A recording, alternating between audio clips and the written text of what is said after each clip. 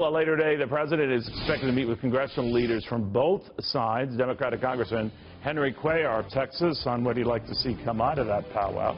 Congressman, very good to have you. What do you want to say?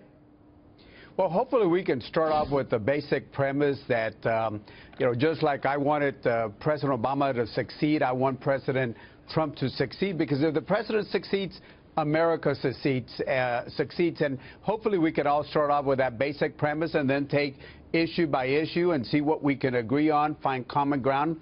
And I'm hoping that's what everybody, these and ours, will do that today.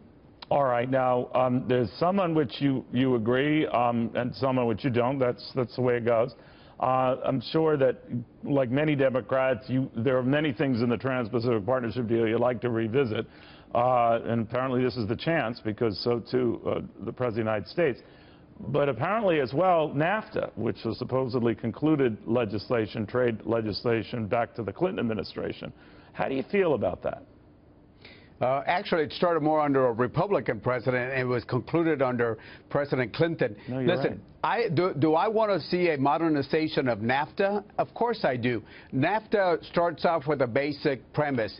Canada and Mexico are friends of ours, and they're not threats. They're friends of ours. Should we go ahead and make some changes in NAFTA? I'll be the first one to say, and I'm coming in from Laredo, Texas, which is the largest inland port that we have in the country. Every day there's 14,000 trailers of goods that come in, and they eventually come in and they touch every single state that we have. Millions of jobs that we have. So we got to start off with the premise that Canada and Mexico are friends. Now, is there a tough talk right now? Of course there is.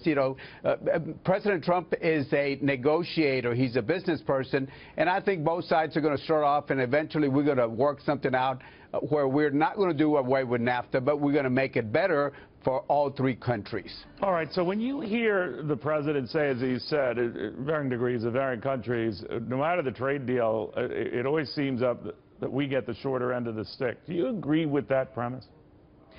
I certainly agree that we need to make sure that the U.S. is not taken advantage by any country, whether it's the TPP, Trans-Pacific Partnership, and I do support that. I'm a Democrat that supports trade. We cannot be protectionistic, and we cannot look inward. We have to make sure that we understand 95% of all our consumers in the world are outside the U.S., 95%.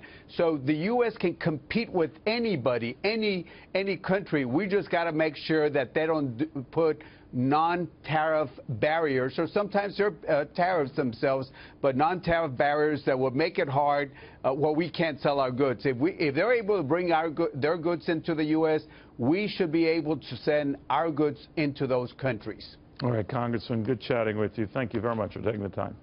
Thank you, Neil.